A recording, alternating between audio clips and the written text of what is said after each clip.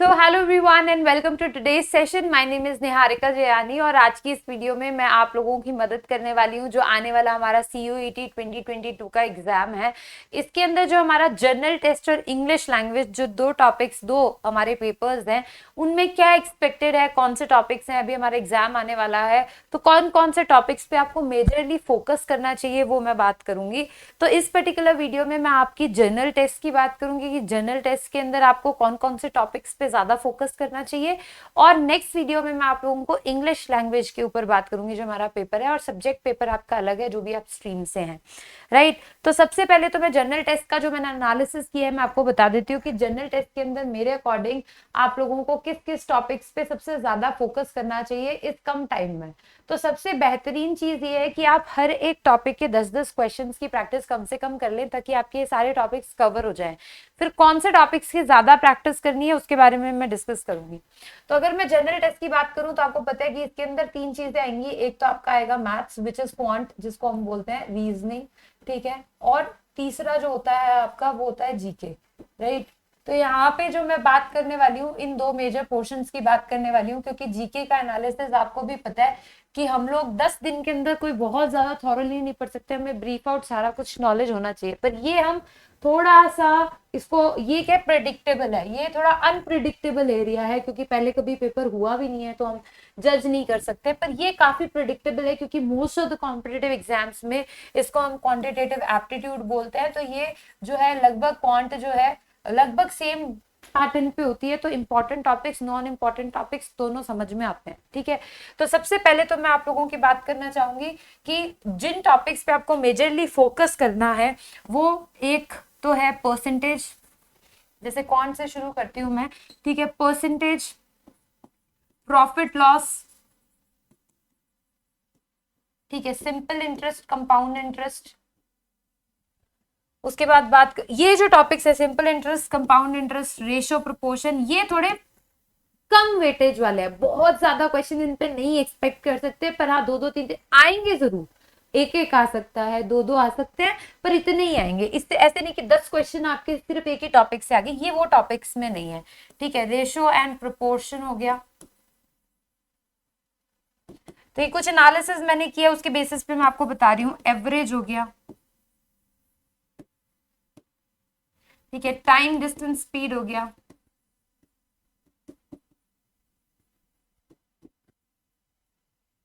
Time and work हो गया, ठीक है।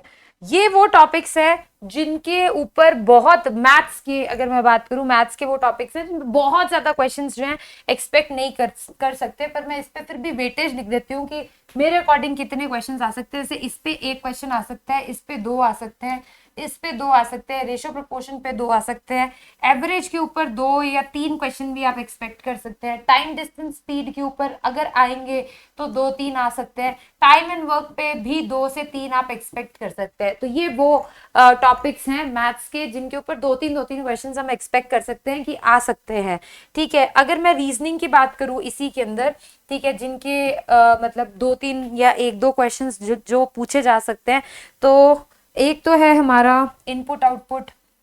तो इनपुट आउटपुट तो बेसिकली जब आएगा तो अपने आप में 4-5 क्वेश्चन उसके साथ में आएंगे। तो इनपुट आउटपुट ना लिखते हुए मैं आप लोगों को बताऊंगी वेन डायग्राम, ठीक है। वेन डायग्राम पे आप मान सकते हैं कि 2 क्वेश्चन आ जाएंगे, इससे ज्यादा तो वेन डायग्राम पे भी क्या आएंगे, राइट। नेक्स्ट टॉपिक आप बोल सकते हैं ब्लड रिलेशन। सारा पेपर ब्लड रिलेशन से भी नहीं भरेगा, आएगा जरूर, ठीक है, पर मोस्ट प्रोबेबली 2 से 3 क्वेश्चन ही पूछे जा सकते हैं ब्लड रिलेशन पे। इससे ज्यादा क्वेश्चंस ब्लड रिलेशन में भी एक्सपेक्ट नहीं कर सकते। जो रीजनिंग का इनइक्वालिटी का होता है इस पे भी मैं 1 से 2 क्वेश्चन ही बोलूंगी कि 1 से 2 क्वेश्चन ही वो पूछेगा कि हाँ इतना ही आएगा। डेटा इनसफिशिएंसी पे भी जो है मैं इतना ही मानती हूँ कि हाँ 1 से 2 क्वेश्चंस जो है पूछे जा सकते हैं। तो ये वो सारे टॉपिक्स हैं जिनसे 1 से 2 क्वेश्चंस पूछे जाएंगे। तो आप लोगों को इन टॉपिक्स में बहुत ज्यादा प्रैक्टिस करने की जरूरत नहीं है इन लास्ट डेज के अंदर, ठीक है। आप लोगों को इन टॉपिक्स पे मैं बोलूंगी कि 10-10, 15-15 क्वेश्चन डिफरेंट टाइप के जो है प्रैक्टिस कर लो। रोज क्या करो, एक टॉपिक जैसे परसेंटेज है, इसके 10 क्वेश्चन प्रैक्टिस कर लिए, इसके 10 कर लिए, इसके 10 कर लिए, ठीक है। तो डेली जैसे ये 3 निपटा दिए, 10-10-10 30 क्वेश्चन, 10 इसके कर लिए, 10 इसके कर लिए, 10 इसके कर लिए। तो उससे क्या आपका जो इसका बेसिक कॉन्सेप्ट है कि सिंपल इंटरेस्ट कंपाउंड का फॉर्मूला क्या होता है, इसमें कौन से फॉर्मूलाज यूज होते हैं, वो आपके रिवाइज हो जाएंगे और उतना आइडिया काफी होगा। आई थिंक एग्जाम के अंदर आप जब पेपर देंगे तो उसी लेवल के क्वेश्चन आएंगे। तो ये टॉपिक्स आप कर सकते हैं। सेम रीजनिंग के अंदर जो मैंने आपको लिखा कि Venn diagram, blood relation, inequality और डेटा इनसफिशिएंसी वाला जो पार्ट है, ये बहुत ज्यादा नहीं आएगा। तो इस पे भी आप 10-10, 15-15 क्वेश्चन जो है प्रैक्टिस कर सकते हैं, ठीक है। तो ये आपको मदद करेगा। अब अगर मैं आपको बोलूं कि कौन से ऐसे टॉपिक्स हैं जिनका वेटेज हाई हो सकता है और हमें उसमें पढ़ने की भी जरूरत पड़ती है, ठीक है। अगर मैं मैथ्स की बात करूं तो मैथ्स के अंदर जैसे नंबर सिस्टम हो गया, ठीक है। अब नंबर सिस्टम के ऊपर आने को तो मतलब आप यूं मान लो कि इतना बेसिक नंबर सिस्टम में भी बहुत सारे टॉपिक्स आ जाते हैं। रैशनल नंबर आ गया, स्क्वायर रूट, क्यूब रूट आ गया, ठीक है। बेसिक आपका रियल नंबर्स के जो क्वेश्चंस होते हैं वो आ गए, कुछ भी आ सकता है। नंबर सिस्टम में बहुत वेराइटी ऑफ क्वेश्चंस है ना। तो नंबर सिस्टम पे अलग अलग जो क्वेश्चंस होते हैं वो नंबर सिस्टम में इंक्लूड हो जाता है। तो 4 से 5 क्वेश्चन हम एक्सपेक्ट कर सकते हैं कि हाँ हो सकता है डायरेक्टली किससे आ जाए, नंबर सिस्टम से डायरेक्टली 4-5 क्वेश्चंस आ रहे हैं, ठीक है। फिर हम लोग ज्योमेट्री हो गया, ठीक है। अब ज्योमेट्री अगर आपको नहीं आती है, ज्योमेट्री एंड मेंसुरेशन अपने आप में एक ही टॉपिक है, पर इसके अंदर बहुत सारे टॉपिक्स इंक्लूड हो जाते हैं। जैसे अगर मैं बोलूँ इसमें ट्राइंगल आ गया, ठीक है, इसमें आपका क्वाड्रिलेटरल आ गया, ठीक है, इसमें आपका सर्कल आ गया, इसमें आपका सरफेस एरिया वॉल्यूम आ गया, जो मेंसुरेशन का पार्ट होता है 2D फिगर्स का, 3D फिगर्स का। तो ये अपने आप में एक टॉपिक ऐसे जिसमें बहुत सारे क्वेश्चंस आ सकते हैं। तो हाँ, इसका वेटेज भी आपका 4 से 5 क्वेश्चंस जो हैं इसके जा सकते हैं। हो सकता है पिछले वाले टॉपिक्स में तो ऐसा है कि हो सकता है कि उस टॉपिक से क्वेश्चन ही नहीं आया, परसेंटेज से क्वेश्चन ही नहीं आया, ऐसे हो सकता है, पॉसिबिलिटी है। पर यहाँ पे नहीं है, यहाँ पे डेफिनेटली नंबर सिस्टम से आपको क्वेश्चन देखने को मिलेगा, ठीक है। आपको ज्योमेट्री से क्वेश्चन, मेंसुरेशन से क्वेश्चन देखने को मिलेगा। बहुत ज्यादा टफ नहीं पर क्वेश्चंस देखने को मिलेंगे, क्योंकि इसके अंदर बहुत सारी वैरायटी है क्वेश्चंस की जो पूछी जा सकती है और ऑब्जेक्टिव क्वेश्चंस अच्छे इन्हीं टॉपिक में बनते हैं। तो ये थोड़े से हाई वेटेज मुझे लगता है कि है, आपको इन पे ध्यान देना चाहिए, ठीक है। अब मिक्सचर वाला जो क्वेश्चन है, ठीक है, मिक्सचर्स वाला भी मुझे लगता है कि मिक्सचर एलिगेशन पे भी 2 से 3 क्वेश्चन वो पूछ सकता है, ठीक है। उसके बाद अगर मैं बात करूं क्वाड्रेटिक इक्वेशंस है, जैसे क्वाड्रेटिक हो गया, ठीक है, लीनियर इक्वेशन हो गए, जैसे एजेस वाले क्वेश्चंस होते हैं, linear equation and quadratic equations जो होती हैं, एजेस वाले क्वेश्चंस होते हैं, नॉर्मल बोट, अपस्ट्रीम डाउनस्ट्रीम के क्वेश्चंस होते हैं, 8th क्लास के अंदर आते हैं और ये टॉपिक पढ़ाया भी जाता है। तो इसके अंदर भी आप 2 से 3 क्वेश्चन हो सकते हैं। वर्ड प्रॉब्लम्स बेसिकली जो होती हैं, जो वर्ड प्रॉब्लम्स आएंगी वो आपकी इसी में से आएंगी, है ना। तो वर्ड प्रॉब्लम्स आपकी इसमें देखी जा सकती हैं। उसके बाद अगर मैं बात करूँ ठीक है ट्रिग्नोमेट्री की, ट्रिग्नोमेट्री क्योंकि सीयूईटी ने बोला है कि मतलब जो पेपर है वो 8th लेवल तक का आएगा ना, ट्रिग्नोमेट्री 10th का पार्ट है, पर फिर भी मुझे लगता है कि आपको ये पढ़ के जाना चाहिए, क्योंकि आ सकते हैं इसके क्वेश्चन। तो 2 से 3 क्वेश्चन मैं मान के चल रही हूँ कि ट्रिग्नोमेट्री के भी आ सकते हैं, तो आपको पढ़ने चाहिए, इसको छोड़ के नहीं जाना है जस्ट बिकॉज कि ये 8th में आता है। प्रोबेबिलिटी का टॉपिक भी आप बोल सकते हैं, हो सकता है आए, हो सकता है ना आए। तो प्रोबेबिलिटी भी मुझे लगता है कि आपसे 2 क्वेश्चन तो प्रोबेबिलिटी के भी पूछे जा सकते हैं कि हाँ प्रोबेबिलिटी। तो ये वो टॉपिक्स हैं जो आई थिंक आप लोगों को डेफिनेटली कवर करने चाहिए इन मैथ्स। तो ये हाईली वेटेज टॉपिक्स हो गए कि हाँ इनसे क्वेश्चंस आपको देखने को 100% मिलेंगे, ये वो टॉपिक्स है, तो इनको तो छोड़ के जाना ही नहीं है। तो इनके अंदर तो आप जो है कम से कम 50-50 क्वेश्चन की प्रैक्टिस करके जाए, अच्छे से प्रैक्टिस करके जाए, ठीक है। ये जो है कमर्शियल मैथ्स के अंदर आता है, ठीक है। कमर्शियल मैथ्स मतलब जो डेली लाइफ में हमारी एप्लीकेशन यूज होती है। तो 2-2 क्वेश्चंस आपको इन सब टॉपिक से देखने को मिलेंगे ही मिलेंगे, 2-2 क्वेश्चन इन सब में से भी आ सकते हैं। और ये जो है वेटेज तो है इसमें, आपको ये वो टॉपिक्स हैं जिनमें आप नंबर कटवा सकते हो। अगर आप मैथ्स बैकग्राउंड से नहीं हो तो आप डेफिनेटली इनमें नंबर कटवा के आ सकते हो। तो ये आप अच्छे से करके जाइएगा। अगर रीजनिंग के अंदर मैं बात करूं जिनका हाई वेटेज जा सकता है, वो है कोडिंग और डिकोडिंग का, ठीक है। कोडिंग डिकोडिंग आप देखिए नंबर 1 हो गया, इसका मुझे लगता है आपका 2 से 3 क्वेश्चन आ सकता है। दूसरा टॉपिक जो हैवी है और आप नंबर कटवा सकते हैं, ज्यादा क्वेश्चन आ सकते हैं, नंबर कटवा सकते हैं, सीरीज है, सीरीज के अंदर 2 से 3 क्वेश्चन आ सकते हैं, टफ भी आ सकते हैं। सिटिंग अरेंजमेंट है, ये भी आपका जो है टफ हो सकता है और ज्यादा क्वेश्चंस आपको देखने को मिल सकते हैं, 2 से 3 क्वेश्चंस। अगर एक क्वेश्चन आएगा तो डायरेक्टली भाई 2-3 क्वेश्चंस तो आएंगे। डेटा इंटरप्रिटेशन पे डेफिनेटली आपको एक क्वेश्चन देखने को मिलेगा, ठीक है। और डेटा इंटरप्रिटेशन पे अगर क्वेश्चन आएगा ग्राफ वगैरह का कुछ, तो डायरेक्टली 4 से 5 क्वेश्चन मुझे लगता है कि डेटा इंटरप्रिटेशन पे पूछेगा ही पूछेगा। तो आप लोगों को डेटा इंटरप्रिटेशन भी काफी प्रैक्टिस करनी चाहिए, ठीक है। End of course cube and dice, ठीक है। क्यूब और डाइस पे भी, क्यूब एंड डाइस और क्लॉक एंड कैलेंडर, ठीक है, इन पे भी आपको जो है डेफिनेटली मुझे लगता है 2-2 क्वेश्चंस तो आप एक्सपेक्ट कर ही सकते हैं कि 2-2 क्वेश्चन आएंगे, तो इतने क्वेश्चन आ सकते हैं 2-2 क्वेश्चंस। तो ये सारे वो टॉपिक्स हैं जो अभी आपको लास्ट 10 डेज में रिवाइज करना है। आई थिंक मैंने सारे कवर कर दिए हैं मोस्टली, ठीक है।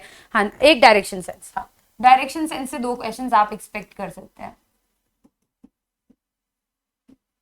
ठीक है। तो मोस्टली मैंने आपको सारे टॉपिक्स बता दिए हैं आपको कौन से कवर करना है। तो ये वो टॉपिक्स हैं क्वांट और रीजनिंग के जो मतलब डेफिनेटली आएंगे और कम आएंगे। ऐसा नहीं कि बहुत ज्यादा क्वेश्चन एक ही टॉपिक से आ गया, ये वो टॉपिक्स नहीं है, आएंगे पर कम आएंगे। ये वो टॉपिक्स है जिनसे क्वेश्चन आएंगे, पर ये इनमें से हो सकता है कि कोई एक टॉपिक से बहुत ज्यादा क्वेश्चंस आ गए, आप बोलोगे अरे सारे नंबर सिस्टम क्या आ गए, तो ज्योमेट्री भरी पड़ी है, ऐसा भी हो सकता है। इसलिए आप लोगों को इन पे थोड़ा ज्यादा फोकस करना है। सेम रीजनिंग के अंदर आप बोलोगे सीरीज के मैम 3-4 क्वेश्चन आगे एक साथ आ सकते हैं, ठीक है। डेटा इंटरप्रिटेशन में 5 क्वेश्चन आ रहे हैं, आ सकते हैं। ग्राफ देख के आ सकते हैं। कोडिंग रिकॉर्डिंग में हम 3-4 क्वेश्चन आगे आ सकते हैं, ठीक है। एनालॉजी और ये डायरेक्शन सेंस, तो ये डायरेक्शन सेंस से फिर भी आप बोल सकते हैं 2 आएगा। सिटिंग अरेंजमेंट आया तो हो सकता है एक पैराग्राफ दे दिया, सिटिंग अरेंजमेंट के 4-5 क्वेश्चन एक साथ आ गए। तो ये एक्सपेक्टेड है कि अगर आएंगे तो ज्यादा भी आ सकते हैं, कम भी आ सकते हैं। ये भी है कि हो सकता है ना आए, ये भी हो सकता है इनमें से कोई एक आध टॉपिक ना आए, पर हमें पढ़ के जाना पड़ेगा क्योंकि आएगा तो ज्यादा भी आएगा। तो आई थिंक ये सारे आपको कवर हो गए हैं कि क्या करना है हमको इन जनरल टेस्ट, क्या क्या रिवाइज करना है। अब हम बात कर लेते हैं कि मैम इसको पढ़ें कैसे, ठीक है। मतलब ठीक है, हमें टॉपिक्स पता चल गए कि हमें क्या करना है, अब हमारे पास कुछ ही दिन बचे हैं, तो इतनी जल्दी हम लोग कैसे करें। देखो सबसे पहले क्या होता है कि हम लोगों को हर एक टॉपिक के, आपको मैं फर्स्ट टास्क, आपको क्या करना है इन लास्ट डेज में, आपका टास्क क्या होना चाहिए। The very first task is कि आप हर एक टॉपिक के कम से कम 10 क्वेश्चंस जरूर कर लें। तो मैंने आप लोगों को कितने टॉपिक्स बता दिए, ऑलमोस्ट मैंने आप लोगों को 30 टॉपिक्स तो बता दिए, 30 टॉपिक्स मैंने लगभग यहाँ पे कवर कर दिए हैं। तो आप 30 × 10 हर एक के क्वेश्चंस भी करोगे तो अप्रोक्सीमेटली आपको 300 क्वेश्चन हर एक जो टॉपिक है उसके कवर करना है, 300 क्वेश्चंस।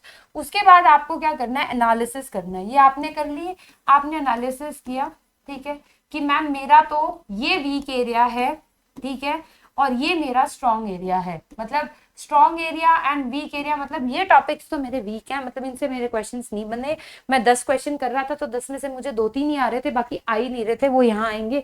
और हाँ, मैं 10 क्वेश्चन कर रहा था, मैं मेरे 7-8 तो आराम से सही हो रहे थे, कुछ में तो मेरे फुल भी सारे के 10 के 10 क्वेश्चन मुझे आते थे। मतलब वो आपका स्ट्रॉन्ग एरिया है। अब क्योंकि बहुत कम टाइम बचा है सीयूईटी में, तो आपको अभी फोकस किस पे करना पड़ेगा, इस पे। क्योंकि ये अगर आपका स्ट्रॉन्ग है और आप 10 में से 8-9 क्वेश्चन कर रहे हैं, जब शीट कर रहे हैं उस पर्टिकुलर टॉपिक के, और 8-9 क्वेश्चन कर पा रहे हैं, मतलब आप एग्जाम में भी करके आ जाएंगे। क्योंकि मैथ्स 2 दिन में नहीं आती, ठीक है। मैथ्स जो आपने प्रैक्टिस की उसी से आती है। तो आपका इसमें इनफ प्रैक्टिस है कि आप इसमें स्कोर कर सकते हैं। पर ये जो एरिया है इसमें प्रैक्टिस थोड़ी कम है। तो 10 दिन में बहुत ज्यादा पढ़ के आपका इंप्रूवमेंट बहुत ह्यूज तो नहीं होगा, पर हाँ थोड़ा बहुत इंप्रूवमेंट आप कर सकते हैं। और जो इंप्रूवमेंट का स्कोप है वो यही है। ये तो एक्सपर्ट है, इसको कितना एक्सपर्ट, इसमें जितनी मेहनत करोगे 1 या 2 नंबर बढ़ेगा, और इधर आप उतनी ही मेहनत कर दोगे तो हो सकता है 3-4 नंबर बढ़ जाए। तो आपको क्या है, इन सारे टॉपिक्स के ऊपर 10-10 क्वेश्चन और प्रैक्टिस करना है। कम से कम 10 से 20 क्वेश्चन आप यूं मान के चलो कि मैं और प्रैक्टिस करूंगा। तो इनकी नंबर ऑफ प्रैक्टिस ज्यादा करो। अब ये तो हो गए टॉपिक वाइज। जब आपने किया कि मैम मैंने हर एक टॉपिक के 10-10, 20-20 क्वेश्चन प्रैक्टिस कर लिए, मुझे आइडिया लग गया है कौन सा वीक है, जो वीक है उस पर भी मैंने ज्यादा मेहनत करके ज्यादा प्रैक्टिस कर ली है। अब क्या करो, अब एक मॉक टेस्ट भी दे दो, ठीक है। बहुत सारे मॉक टेस्ट अवेलेबल हैं, ठीक है। अगर आपके पास कोई मॉक टेस्ट सीरीज नहीं है तो आप लोग कोई भी रैंडम बुक से, जिसके अंदर कि आप मिक्स क्वेश्चंस खुद से प्रैक्टिस कर लो, कि रैंडम आप बुक उठा रहे हो, कोई भी क्वेश्चन उठा रहे हो, कोई भी पेपर उठा लो, कहीं से भी कोई भी कॉम्पिटिटिव एग्जाम का उठा लो, जो हमारे लेवल का है, 12th ग्रेड लेवल के अंदर जो होते हैं वैरायटी ऑफ क्वेश्चंस आपको मिल जाएंगे। CUET sample paper, mock papers भी आपको खूब सारे मिल जाएंगे। तो आप ये जो है शीट खुद से, बहुत सारी आपको पता है क्वांटिटेटिव एप्टीट्यूड की बहुत अच्छी बुक्स आती हैं, तो उनके अंदर भी आपको मॉक टेस्ट मिल जाते हैं। तो फिर आप ये मिक्स क्वेश्चन की प्रैक्टिस कीजिए, ठीक है, तो एक हफ्ते के अंदर, लास्ट के एक हफ्ते में मुझे लगता है हम लोग इतना ही कर सकते हैं, इससे ज्यादा हम नहीं कर सकते। तो जनरल टेस्ट जो है एक्चुअली जनरल नॉलेज बेस्ड ही है कि हमको अभी तक मैथ्स और रीजनिंग में कितना आता है, कितना हम समझ पाए। तो आपको बस प्रैक्टिस करनी है और स्ट्रैटेजिकली करनी है। आपको पता है लो वेटेज कौन सा, हाई वेटेज कौन सा, उसके अकॉर्डिंग करनी है। तो होपफुली आपको मदद करे, थोड़ा आपको पता लगा होगा कि हाँ मुझे क्या पढ़ना है। तो लास्ट मोमेंट पे क्या होता है, हमें ये नहीं पता चलता कि हम पढ़े क्या, 7 ही दिन बचे हैं, क्या पढ़े। तो आप क्या करो, ये सारे टॉपिक्स अपने टेबल के सामने लगा लो, ठीक है। जो जनरल टेस्ट की तैयारी कर रहे हैं सारे टॉपिक्स अपने टेबल के सामने लगा लो, लिस्ट बना के। और ये कोशिश करो कि मुझे बिना दिमाग लगाए डेली 10 से 20 क्वेश्चन हर टॉपिक के करने हैं। लास्ट 7 दिनों में आप ये कर लो, वो भी बहुत बड़ी बात है। आप सिर्फ सोचते ही रहोगे क्या करूं क्या करूं क्या करूं, तो आप कुछ भी नहीं कर पाओगे। बिना सोचे समझे टॉपिक्स लिखो और टिक लगाते चलो कि अच्छा ये हो गया, ये हो गया। ये टॉपिक का मैंने अभी तक एक भी क्वेश्चन प्रैक्टिस नहीं किया, एग्जाम से पहले पहले जाने से पहले चाहे 5 ही करके जाऊं, पर करके जरूर जाऊंगा, छोड़ के नहीं जाऊंगा, है ना। तो देख के जरूर जाऊंगा टॉपिक को। तो ये टॉपिक्स आप प्रिपेयर कर लीजिए। So with this thank you so much. Next video के अंदर पूरा इंग्लिश लैंग्वेज का जो आपका पेपर है, सिनोनिम्स, एंटोनिम, रीडिंग कम्प्रिहेंशन, उसके बारे में आपको कंप्लीटली एक्सप्लेन करूंगी। Thank you so much, take care, see you in the next part.